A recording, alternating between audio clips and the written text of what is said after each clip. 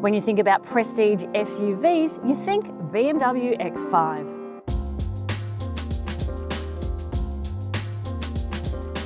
The X5 first hit Australian roads in 2001, and it felt like the tipping point for our now SUV-obsessed nation. The X5 XDrive X30D X-Line. The X5 has great road presence, and you quickly realise there's very little.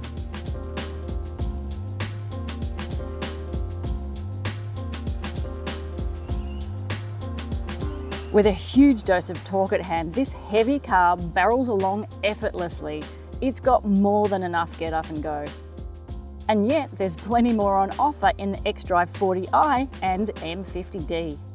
The 8-speed Sport automatic is a dream, and steering feels with incredible ease given its weight at hand.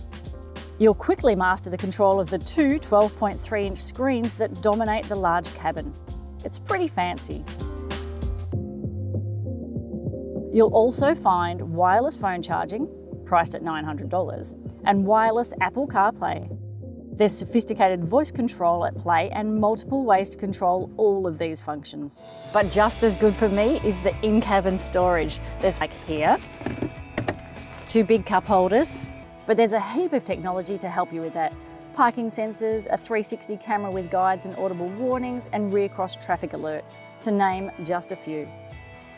The split tail seats, which you can engage from here. It's fair to say I can completely understand why the X5 is such a popular choice. And with this 4th generation X5 lifting the bar again, I can't see that changing anytime soon. It's a winner.